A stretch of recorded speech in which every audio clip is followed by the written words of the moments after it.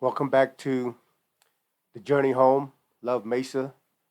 This is my wife, Laura. Hi. I'm Mesa.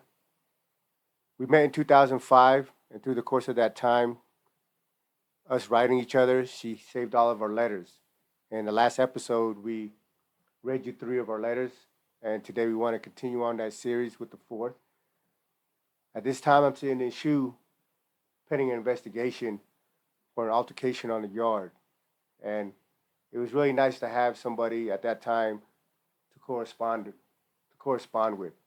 When you're locked up in a cell 24/7, you have a lot of time to yourself to think and occupy your mind. And some people, it makes them crazy. But I've always credited her through the course of my life for saving my sanity. Her friendship throughout the year has played an important role in me becoming the man that I am today. So without further ado, this was her letter. I am truly sorry it has taken me so long to write you. You must think I am a poor pen pal, or that I do not like your letters. You have, if you have thought this is the reason I haven't written, please believe it is not true. My own insecurity has been the cause. I have not had access to my computer since I moved to Denver. I feel I need a computer to make up for the things I am lacking. My handwriting is horrible and my spelling is worse. It doesn't usually bother me because for my job I don't need to be proficient at either. But if I am going to send you a letter, I want it to be nice. There is another reason it takes so long. When you send your letters to Florida, they are then sent to New Zealand, then back to the United States. This takes 3 to 4 weeks. I'm going to get a P.O. box, so this won't be a problem any longer. I want to thank you for the drawing you include with your letters. They are beautiful. You are very talented. There is no way I could create something like that with an ink pen. My drawings always start out with the roughest pencil sketch that I have to refine until I have a nice outline that I can tattoo with. I don't know why, but tattooing has always been easier for me than drawing. I think I don't have much patience. I always want it to be done in 10 minutes.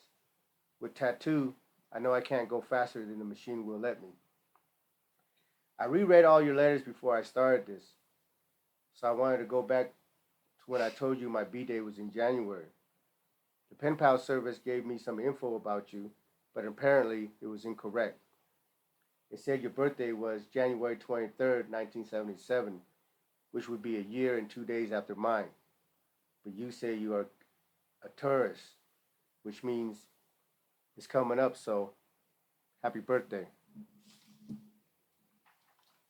If you would like, give me exact give me your exact B day and I'll send you a little zodiac info. I can't even try to understand what life in prison must be like in prison, but I do understand the necessity to stand up for yourself, to not appear weak. I don't really know you, but please don't think I judge you harshly for doing what you need to do to survive. It must be very lonely where you are being held. I imagine at this point it is as much for your safety as for your protection. But I'm happy to hear you don't let it get you down too much. It sounds as if most of your privileges have been revoked. But if you are allowed and will actually get anything I sent, I would like to send you a sketchbook and color pencils. If you can't have these things, or if you would like a book to read instead, let me know. If you want, I would like you to tell me more about yourself. Where did you grow up? What your family is like? Did you run around with a gang? How did you get hold of a machine gun? The basics. Smiley face. When I first came back to Denver, I thought I would be going back to my old shop, but the owner, Patrick, is a double talking little prick. So now I'm working at the rival shop 6 blocks down the street. I wasn't very happy about it at first. It's an old biker shop, but I really like the owner, and they need and want me here. So I've accepted that I'm staying here, and I like it now. I also started dating an old friend since I've been back. It's nice because he really likes me. Say he's been in love with me for 4 years, but at the same time, it is a little stressful having the responsibility of someone else's emotion like that. When after 7 years with the same person, the last thing I want is something really serious. I just want someone to go out and have a good time with. I'm living with my sister and her family right now, which is really nice. And I just adopted a year old puppy. She's so cute. I've only had her a couple of days, so I don't know too much about her yet. She's really sweet, black, and brindle. She might be part pit bull or Rottie, but I'm not sure. She's very small. Well, I'll stop for now. Hope you are still doing well. I bought a computer, so if you write back, I will try to be more timely with my response. Take care, Laura. I think I have a picture of the dog. I'm going to see if I can show you.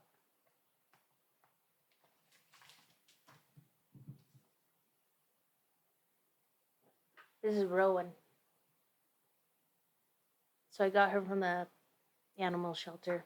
And she was crazy. I think that she was a Catahoula mix.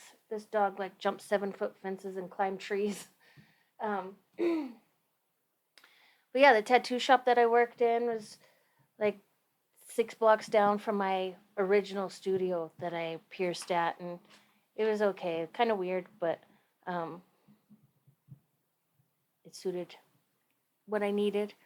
And the guy that I was dating was a friend of mine, and you'll hear more about it. But um, I was just getting over a long relationship, and I didn't want anything serious. So having somebody tell you that they're in love with you when you're just like trying to figure life out again is scary. But um, What did you get scared when I start telling you I loved you? no, Ah, you no. better, Don't do it. you better already. um, okay, so here's his next letter. Dear Laura, hi. I hope all is well with you. Sorry, I feel like I'm sitting funny trying to do this. Dear Laura, hi. Hope all is well with you. Oh, the date is February 1st, 2006. Dear Laura, hi. Hope all is well with you. I can't seem to do anything right of late.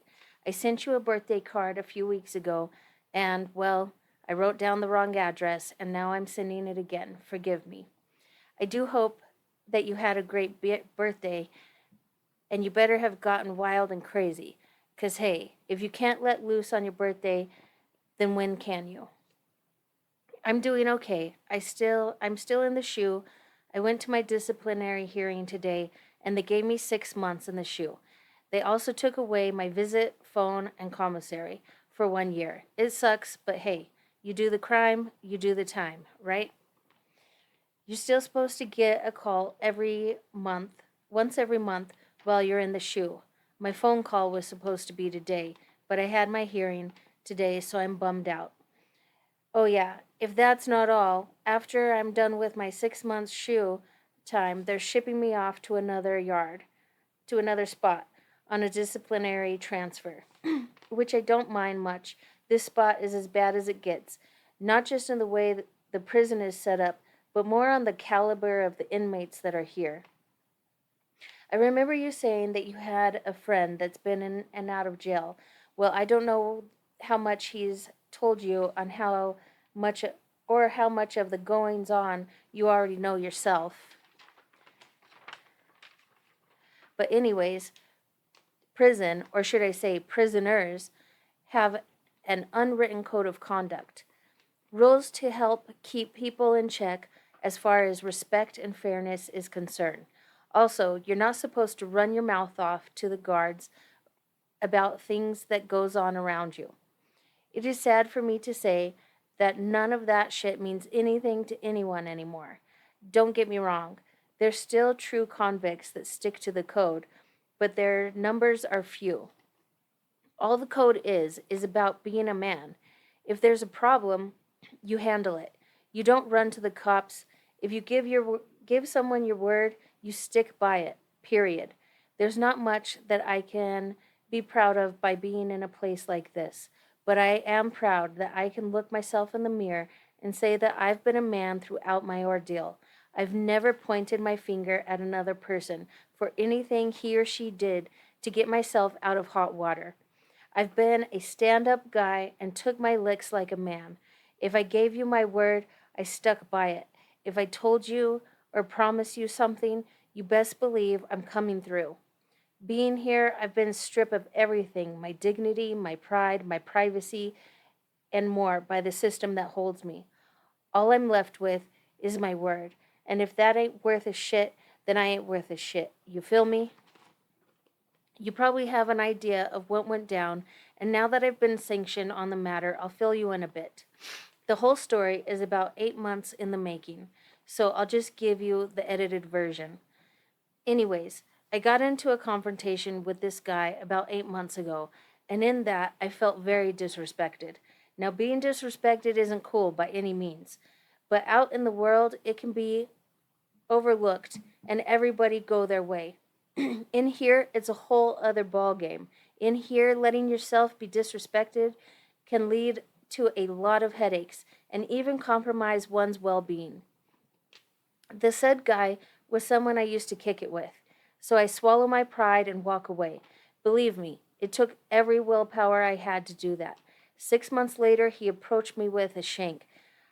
I don't know if you ever been put in that kind of predicament, but let me tell you, knowing that you've been caught slipping with little means to defend yourself if said person follows through with harmful intent is by far the worst feeling I've ever experienced. And I hate myself for letting someone make me feel that way. I did the only thing I can do. I used the only tool I had, and that was my mouth. I started talking. Not too fast. You don't want to show them that you're about to piss your pants, smiley face, because it'll only add fuel to the fire. Anyways, we talked, and I eased him down from his high, and then we talked some more until we came to an understanding. Now, if you and I have a disagreement, we should talk it out like grown folks. There's no need for the threat of violence, and even though we talked it out and came to an understanding, there's still the fact that it could have gotten ugly real easy, real fast, and I would have been on the shit end of that stick. But being the man that I am, if I give you my word, then that's that. So as long as you don't cross the line again, because if the line is crossed again, it will be the third time. And I don't think my patience, let alone my nerves, will be able to take it. And yes, you guessed it. 2 days later, I was sleeping in my cell, and what do I wake up to? I wake up to him, drunk, with the same thing he had before in his hand, telling me what I can and can't do, because he appointed himself the shot caller, and if people don't do as he says, then he'll do this and he'll do that to them. I should go back to the beginning for a minute, to why we had our confrontation in the first place. I'm from Utah, so right off, I'm not in my hometown. I'm in somebody else's hometown / backyard, and I'm not here with anybody that I know from the streets. So outside of some people that I've befriended befriended, I'm pretty much on my own, which is not no, or has ever been a problem for me. Which is not or has ever been a problem for me. I don't disrespect anybody, and nobody disrespects me, and we all get along just fine. Because a man respects a man no matter where he's from or how many homeboys he's got. I've always stood on my own 2 feet and will continue to do so. The problem comes when somebody thought they can tell me what I can and can't do. Now, I'm not the toughest dude, but I'm not anybody's child but my father's, and I've since stopped letting him tell me what to do a long time ago. So what do I look like letting someone dictate my actions? Like I said before, I walked away and didn't have anything to do with them from that point on, making very clear that I'm going to do me. And I don't know what went through his mind that morning to think that he can push his weight on me and I don't care. I've held my hand for as long as I could. I agreed to everything he said and I could get him out of my room. But it was the third time and I'm not trying to sit around find out or wait for him to really do something one day. So the next day I grabbed my thing and I went down to see him.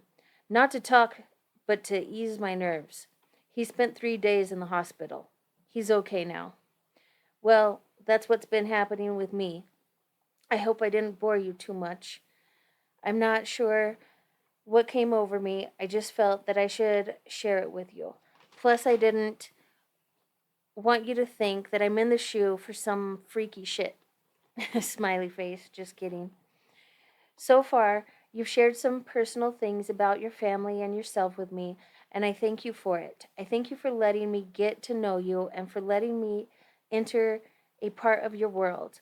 I hope you continue to share with me and welcome me. So it's only fair that I share myself with you and let you know the kind of man that I am. Happy birthday. Sorry the card's late. Also, I want to wish you a happy Valentine's Day. I know what the card says. Don't panic. So, with that, be my Valentine and happy birthday. Take care. Hope to hear from you soon. Mesa. So, I actually really liked this letter a lot. You know, this is probably the best indication of the type of character you have. And I feel like it's similar to my own. So, I wasn't bothered by that at all.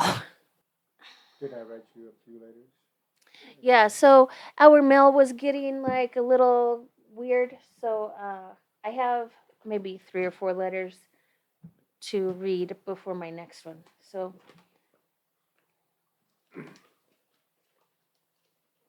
I'm sitting in the shoe and I don't have much to do, so I got a pen pal, you know, and I figured, well, maybe I just write again and again and again until she responds, right? Well, she's got a few more letters of mine before I got one in return. It always seems to be like that, where I write more than she does. But and it just gets worse. yeah, But but she has a life out here, and I'm just stuck in a cell, especially right now in the shoe.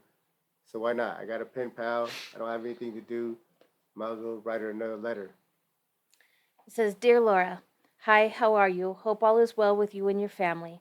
I haven't heard from you in a while, so I thought I'd give you a holler to see how you are, see how the Rockies treating you. Um, I do hope that you are well and that you're doing all right.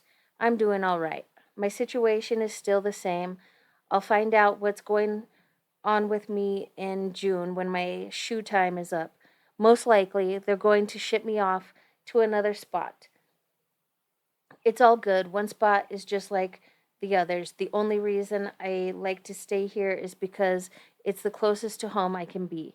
Well, Laura, I just thought I'd let you know that everything's cool with me, and I hope to hear from you soon. Take care, Mesa. The next one says, Dear Laura, hi. Oh, was that the poor pen pal one that you read before the first time? So this is So you a should have read my letter first, and then I read yours. I don't know. Dear Laura, hi. It's nice to hear from you, and no, I don't think you've been a poor pen pal. I think you're great. I understand the demands of life and how hectic things can be. If anything, you've spoiled me. I like hearing from you, and I was missing you. I know that I don't know a whole lot about you, but from your letters and your cards, I get the feeling that you're the kind of girl I would have a lot of fun being around. As far as your writing goes, it's not bad. Your print is a lot better than mine. I like your sense of humor, and yes, don't laugh. I did try to lick my elbow. I sent him a birthday card that said something about trying to lick your elbow, that you can't do it. Give it a Can you try. guys do it? You can't do it unless you got some crazy long tongue. Um, that was weird. Okay. My B-Day.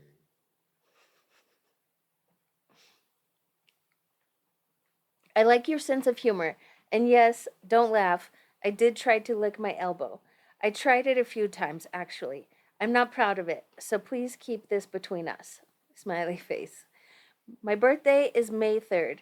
I'll be 29. It's crazy. I can't believe time has gone by so fast. I still feel as if I'm 18. I just hope I still feel this way when I reach 40. I think I told you that I was born in Cambodia. Where in Cambodia, I couldn't tell you. I don't remember anything of Cambodia. When I was barely one, my family fled to Thailand. I was born during the reign of Pol Pot and the Khmer Rouge. Are you hip to Pol Pot? Anyways, he came into power in 1975 to 79. He was to the Cambodians like Hitler was to the Jews. There were 6 million Cambodians in the country at the time. Within 4 years, he killed off over 2 million of them. He was trying to put his distorted ideology to practice. He wanted to rebuild Cambodia, but first he wanted to wipe out anything and all things that he felt would resist his movement. Resistance rises from knowledge and intelligence, so he proceeded to kill off all people, mostly men, that he felt were intellectual. Anyone with any kind of skills, arts, musicians, writers, teachers, well, you get the idea. Were good as dead, even if you wore eyeglasses. Even if you just wore eyeglasses. His thing was to render the country into total ignorance so he could then implement his ideology. All that could was trying to get the hell out of there, including my family. I lived in Thailand from when I was 2 to about 5 or 6. My birth mom died in Thailand. My dad remarried to a wonderful woman who is and has been my mom in every way. From Thailand, we went to a refugee camp in the Philippine Islands. I'm not sure what year I was there or how long. My memory of those days are kind of bunched in together. Spring of 1994, we were sponsored by an elderly couple out of Utah. 84. Oh, excuse me. Spring of 1984, we were sponsored by an elderly couple out of Utah. We arrived in Midvale, Utah, I think April of 84. In 86, we moved to Modesto, California, and in 93, we moved back to Utah, where my family still lives. I have 3 brothers and 1 sister. Sam is 25. He's gay, which is okay with me, I guess. I mean, he's not going to change because I don't like it, so I figure, why make it a problem? Me and him have the same mom and dad. We're not close. We don't hate each other or anything like that. He's my brother and I love him, and that's about that. Mitana is 23. He's a pothead, but is starting to see the light. The last time I spoke to him, he was enrolled at Job Corps. We're close because we kind of have more in common. He's visited me twice since I've been here. My sister is 21. Marie is my favorite. She's the only girl, so she was kind of a tomboy growing up. She's a manager at some place doing good. John is the baby at 18. He's in his last year of high school. He's a great kid, pride and joy of the family. Never been in any kind of trouble and is on his way to college. My mom is wonderful and my dad means well. We had our issues growing up like any other family. They all come out pretty good and I'm I'm proud of them. You're not falling asleep, are you? Well, I guess I just leave it there for now. I can't tell you everything at once. I gots to keep you wanting more. Smiley face. Your turn. Where did you grow up? What's your family like? How did you get into tattooing or piercing? I hope you are good. I'm glad you're out and about dating and all. I'm not surprised that he's in love with you. Why wouldn't he? Besides, it always feels nice to be loved. Enjoy and have fun, though not too much fun. Smiley face. Outside of letters and pictures, the only thing I can have sent in is magazines and books, and those have to be sent from the publisher. If it's not too much trouble, I'd like a book to read, but we can hold off on that for now, because right now I'm waiting to get shipped off to another prison. I just found out today that they're shipping me to Beaumont, Texas. I don't know how long before they come and get me. It could be anywhere from 2 weeks to a month and more. But don't trip. If you write back and miss me here, they'll forward it to me there. I'm looking forward to it. I've never been to Texas and I don't know anyone out that way. But one prison is just like the other to me. Besides, I'll be a lot better than sitting here in the box 24/7. Thanks for the picture. I hope it's not the only one I get. And thanks for the birthday card. I hope to hear from you soon. Take care, Mesa. P.S. Here's a picture of me. Oh, where's that picture that I sent you? The one with your face melted off? Yeah. I don't know why. This is the first picture I sent. I guess I don't really like having my photo taken. But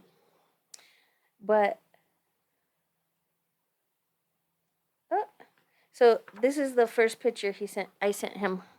I can't see if it's focusing. Probably over here. Yeah. But my friend was just like taking photos of me and I started laughing and looked away and I don't know why I liked it. But here's the first picture he sent me. Where'd all that long hair go? To the abyss. I think it's running down my back. No, I don't have a hairy back, for the record. I'm Cambodian. I don't have a hairy anything. All right, let me see. I grow a have beard. I have another letter to read before he gets one from me.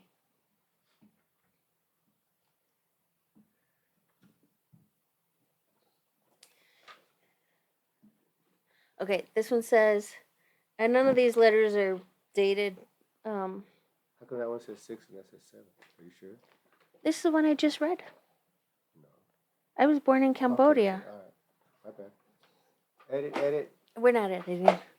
Okay, dear Laura. Hi, how are you? I hope all is well with you. I'm doing better. I'm no longer in the hole or in Victorville. That's the good news. The bad news is I'm still locked down. Don't worry, I didn't do anything this time. Smiley face. I'm now in Beaumont, Texas. Nicknamed Bloody Beaumont. I got here Thursday night, and so far, it's doing a pretty good job of living up to its name. I was only here over the weekend, and already there's been like 5 or 6 different incidences. Then on Monday, the 15th, a staff got assaulted, and now the whole place is on lockdown.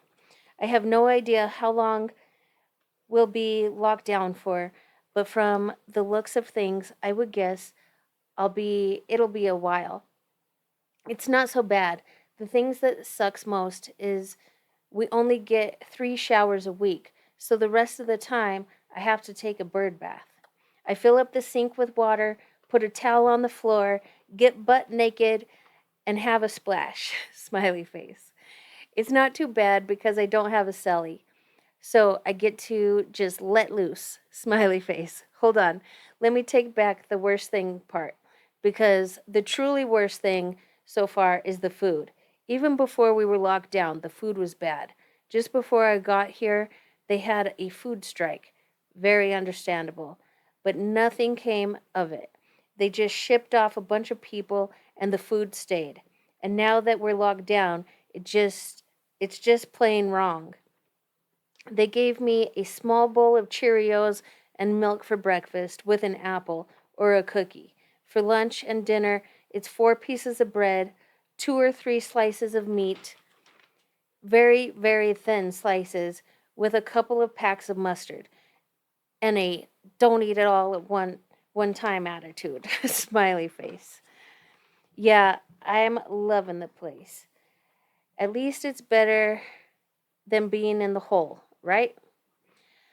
I can't fairly say that I hate this place because I've only been here for 3 days before it got locked down. I'm sure it's not all bad, but I have a feeling that even if I don't hate it, I won't much like it. For one thing, I don't even know where the hell Beaumont is. Do you?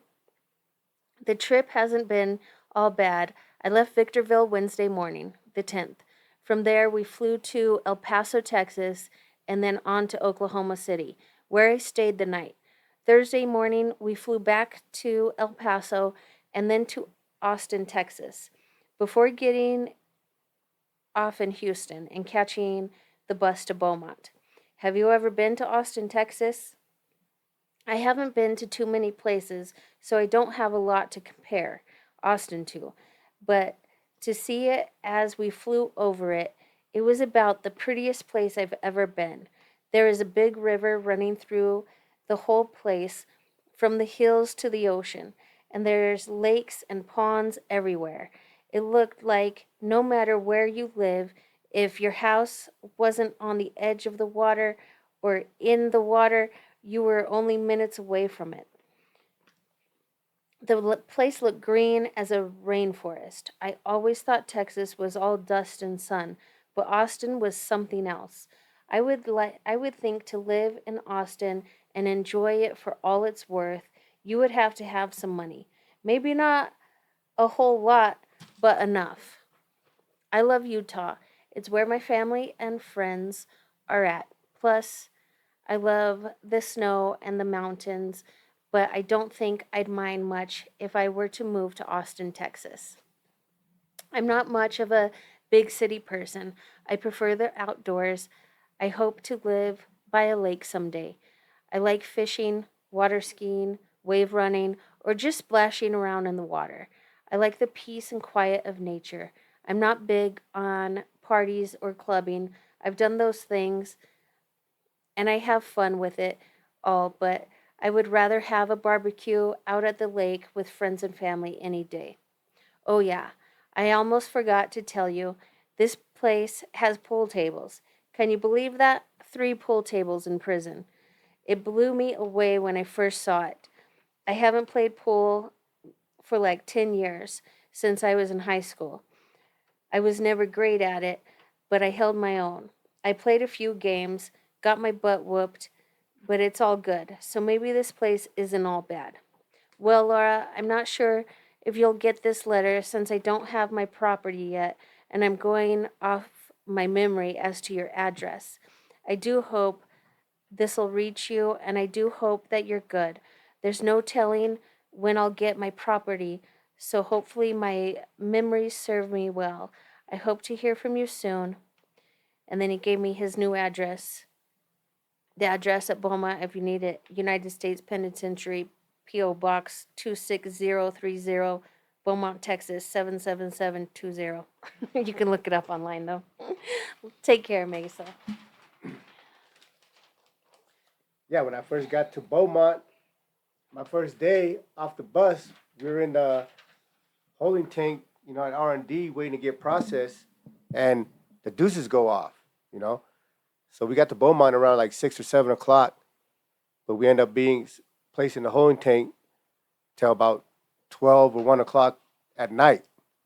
I guess what had happened was that they had a baseball game, and one of the white boys disrespected one of the Texas MA dude that I later came to befriend. Mumbled something about you know in prison you can't say certain words. You can't say punk, bitch, lames. When people perceive that you call them outside their name, then there's going to be a reaction. And I guess the white boy in question had said something and the word bitch came out of his mouth. So the Mexican was like, oh yeah? So they rushed when the white boy came around third base, the other dude hit him with a bat and they cleared the bleachers. The Mexican was chasing the white boys around, stabbing them and beating them up with bats. So when I came off the compound, by the time I got processed at 1, 2 o'clock in the morning, they just took me into my cell and we just got locked in, you know. So that was my introduction to Beaumont. Race riot on the first day. So while I'm there, I write her and I get a letter back. It says, hello, Mesa. It's always so nice to get your letters. I'm happy to hear from you. You always seem to be in a good state of mind, no matter your situation. This place sounds freaking scary. I can't even begin to imagine what it must be like to walk into a new place that has this kind of reputation. I truly hope everything goes well for you there. I wanted to wait till you got to the new facility before I wrote again. I will definitely send you a book. Have any requests? I think the books I read are probably a little too girly for you, but I have a few in mind that comes highly recommended. I don't want to send something you've already read, so let me know. The Dead MC Scroll by Sal Williams, Poetry.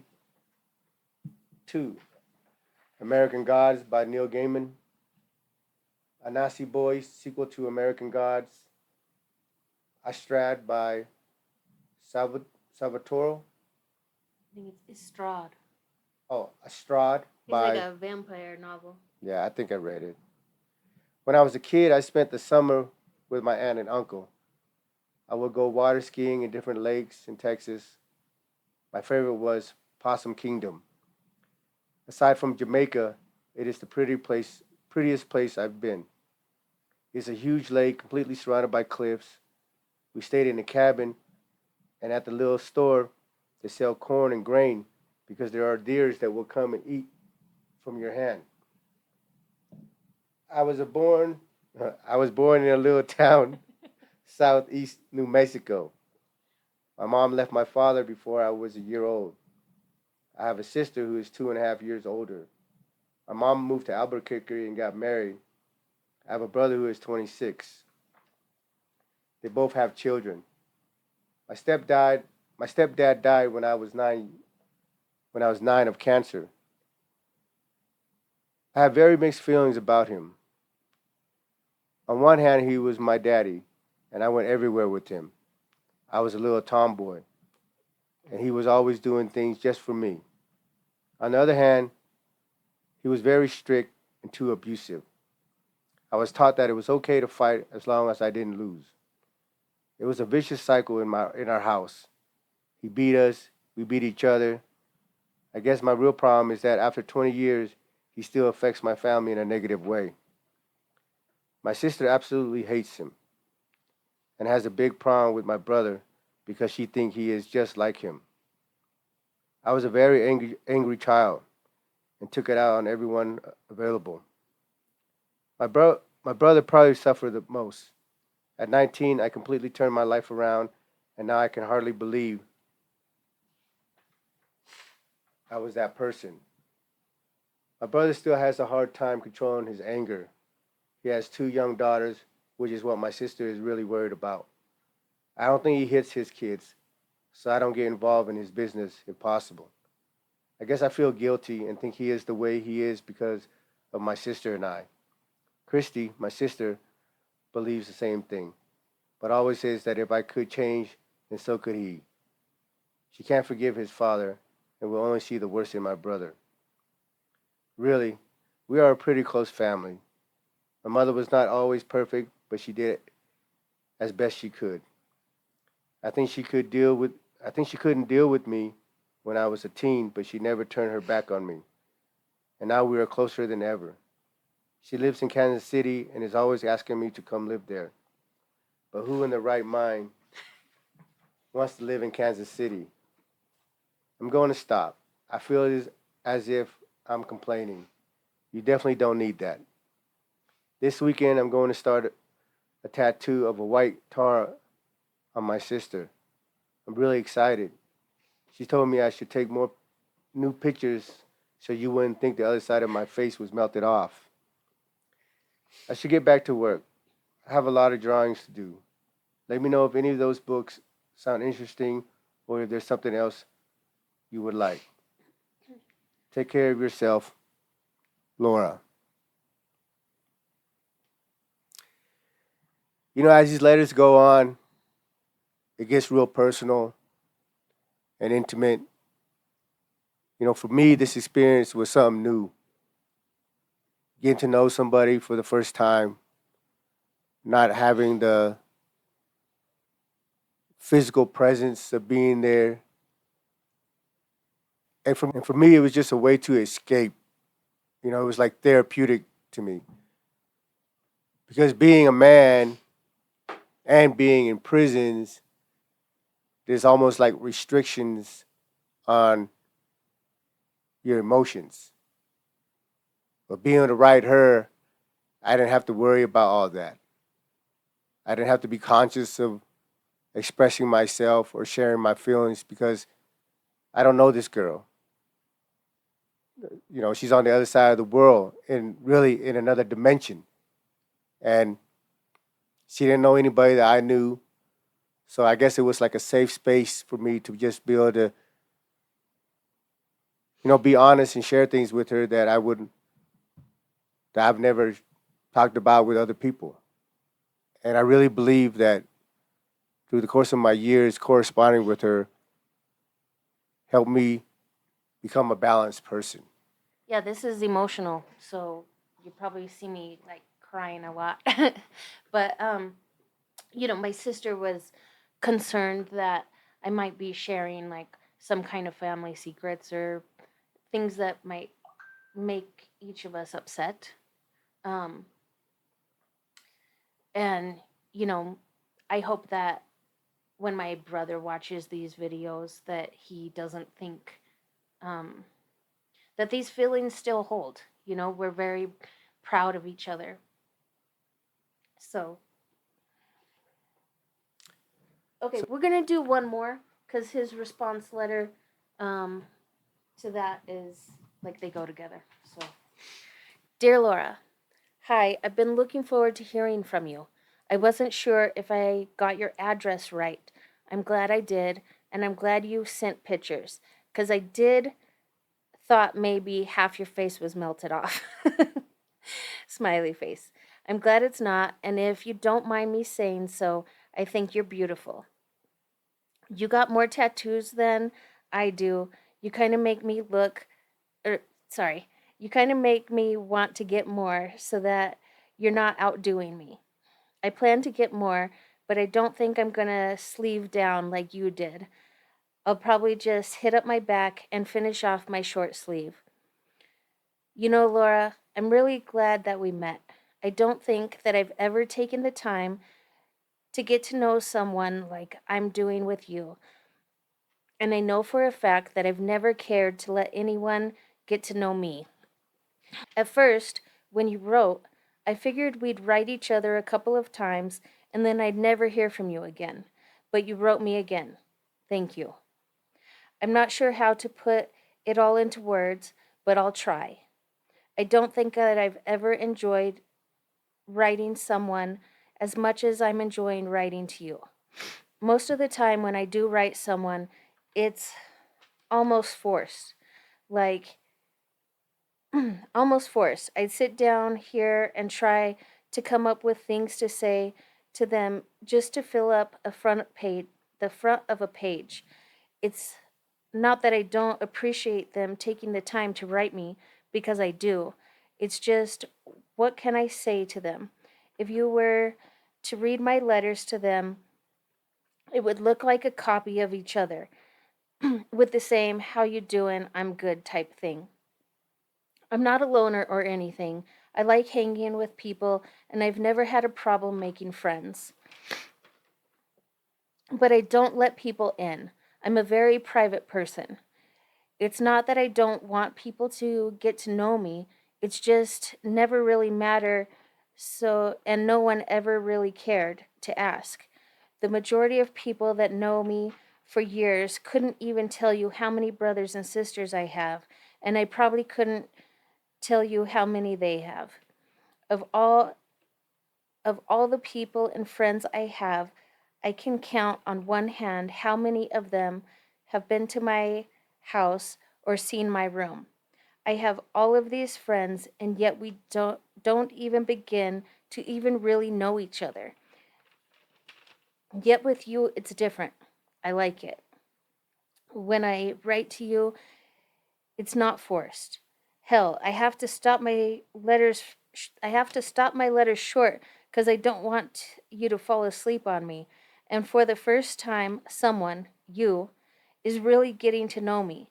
And I find myself wanting to share myself with you and wanting to know all that I can about you. Growing up, I didn't have anyone that I was real close to. I had my homeboys that I was real tight with, and some of them I truly love like my brothers. And there wasn't anything that we wouldn't do for each other. Me and these friends have done some crazy shit.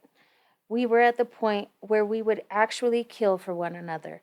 And even as deep as our feelings slash friendship are for, we never talk about our feelings or our problems or anything like that. I guess that's just a girl thing. We're guys, and guys have been brought up to believe showing emotion and crying is looked upon as weak. Only girls do that. Don't get me wrong. I'm not trying to say that I want to get all emotional or have myself a good cry. Okay, only girls do that. Okay, I'm sorry. I have no idea where I was going with all of that. Emotions, crying, what the hell am I talking about? Look, I don't know how I got off track, but back to the beginning of all of this.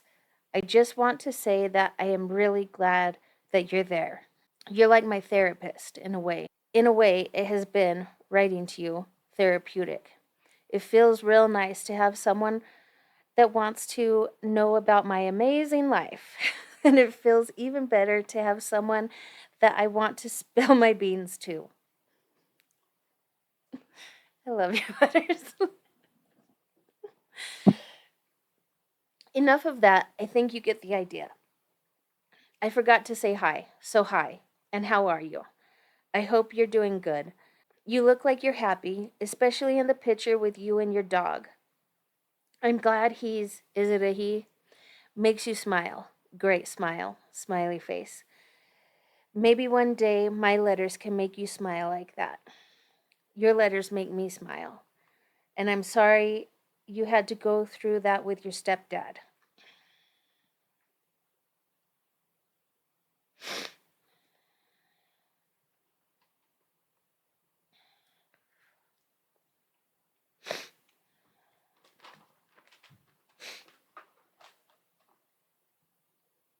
Sorry, babe. It's okay, baby. You did warn them it was going to be emotional.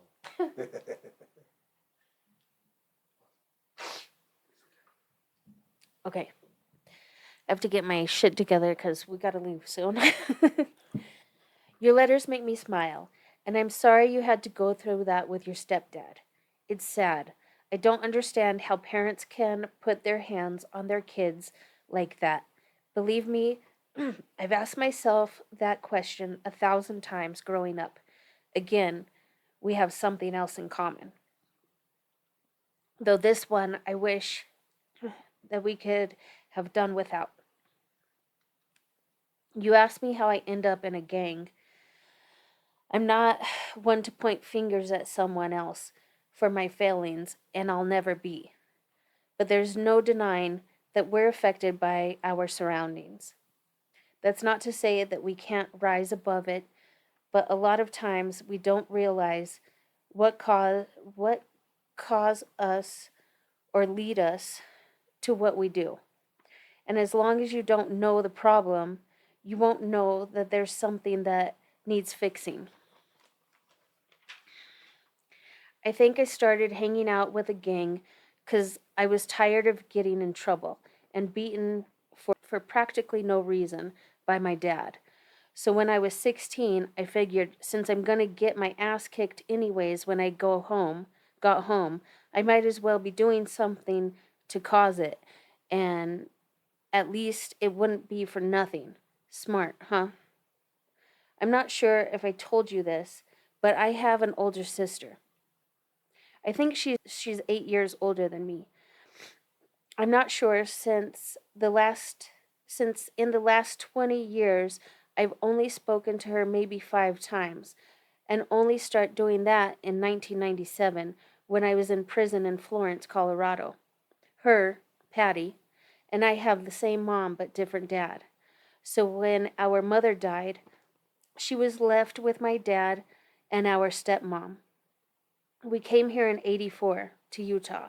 In 86, she found out that her real dad was in Virginia, so she took off to be with him. How it went, I never did ask. How it went, I never did ask. I haven't spoken to her since 1998. I feel bad that for all these years before I finally spoke to her in 97 that I was mad at her. I knew even then that it wasn't her fault that she left. You see, my dad used to kick her ass. I mean belts, and one time he broke a chair over her head.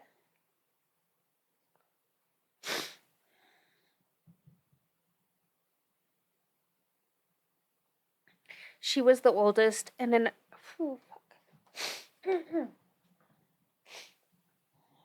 you see, my dad used to kick her ass, I mean belts, and one time he broke a chair over her head.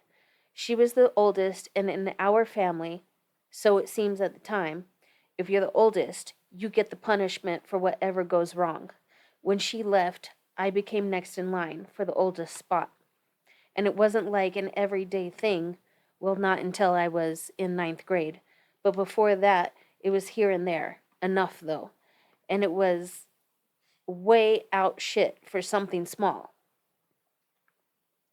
One time, when I was in fourth grade, I jumped over this barbed wire fence to get some apples. In doing so, I cut the back of my head. I went home and my mom stitched me up. After she was done, my dad asked me if it hurt.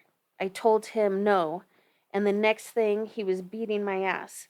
And it was always small shit like that.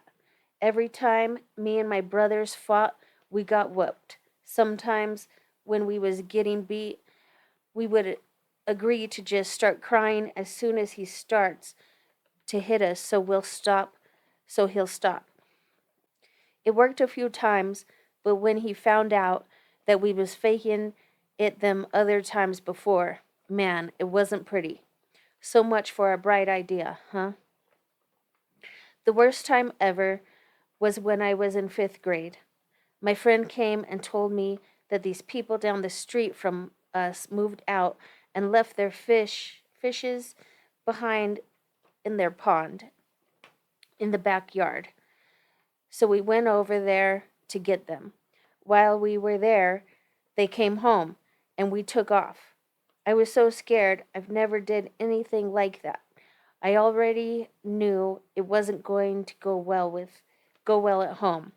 I stayed out as late as I could, but I had to go home when the sun went down. I got home and the people, this Indian lady from India, comes to my house and brings my dad a shirt that I left behind in my haste to get away. I don't know what was said between them. All I remember was my dad tell her that there was no need to call the cops, that he'll take care of it. Long story short, I thought I wasn't going to make it out alive that night. There was holes in my wall from where I was jumping into it, trying to get out of the way of the extension cord. You can only go so far in a bedroom before you get wall. Finally, I didn't have any more strength to try to get away. I don't know why we're doing this. You can only go so far in a bedroom before you get wall. Finally, I didn't have any more strength to try to get away and just laid there while he kept hitting me. I think you get an idea of how I might feel towards my dad. I don't feel that way now, but it's still there, and I struggle with it because he's my dad and I'm supposed to love and respect him. And to his credit, he never hit my mom and he never beat my younger brothers and sister like he did me. So I'm glad for that because if he did, well, I'm just glad he didn't. In ninth grade, it was bad. It seemed like it was every day for whatever reason. And I know I'm in jail now and I've done some bad shit to get here. But Laura, I swear, back then I was a straight square. Went to church 6 times a week, didn't curse, didn't drink or smoke, passed all my classes, didn't steal.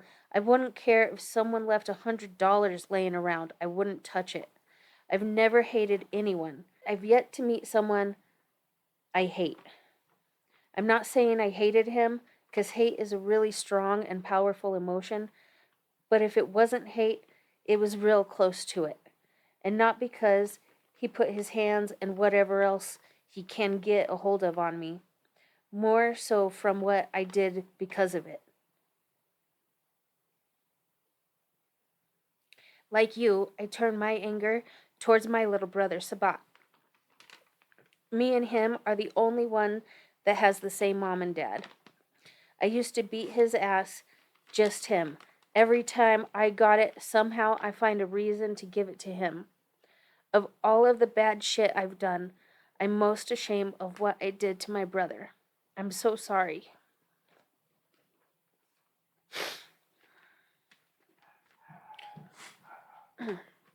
Someone told me when I was out in 98 that Sabat confided in his friend that he was most afraid of me. Of all of the things in the world, my little brother was afraid of me. You don't know how I felt that day. I've been wanting to tell him how sorry I am for all that pain that I've caused him. But I'm a coward.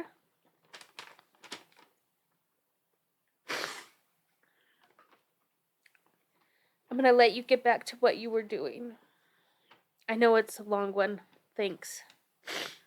And your sister is right about people can change. But they first have to know the problem. You've changed. She's changed. I know it's bad shit that's happened, but it's not an excuse for someone to continue it. We didn't like what happened to us, and we know the pain. So why would you want to cause that pain to someone else? Especially someone you love. If I ever get the chance to have kids, I will die first before I put my hands on them. Before I put my hands on them in that way. I hope your brother becomes a better man than the one before him. And before I end this, you should know that my dad is a good man. He had some fucked up times growing up, worse than us. And like I said, to his credit, he meant well and is better now. I promise the next letter will be a happier one. To try to make up for this one, here's a drawing just for you. Hope it brings a smile to your face. Take care, Mesa. P.S. I've been wanting to read this book, The Naked Emperor by Terry Goodkind. Also, the Dead MC Scroll sounds cool.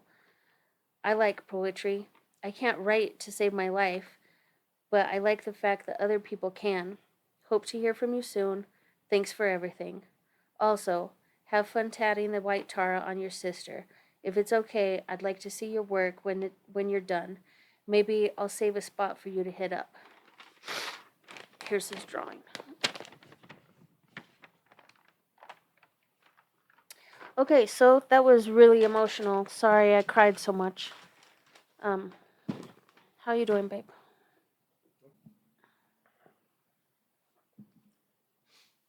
I forgot that some of these things were in there. You know, when you're sitting in a cell writing it to somebody you don't know, you're not conscious of it. You're just letting your emotion flow.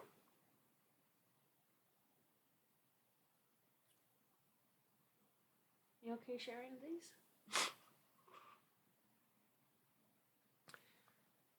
Yeah, we recorded it, right? but, but you know, it's not just me. It's all of us out there. We go through a lot of different shit, and I'm sure a lot of people watching this have had similar experiences. we really can't change things that we've done, things that's been done, but we can definitely work on being better, work on not repeating the cycle, and work on bettering ourselves. And I hope people continue to do that, you know, because of all, regardless of the feelings I had back then, I do believe my dad's a good dad. It's a good man, and in some aspect, he's a better man than me. So, yeah, thanks for being a part of his journey. It's gonna be some rough spots, but But, hope you enjoy it even though. okay. See you guys next week.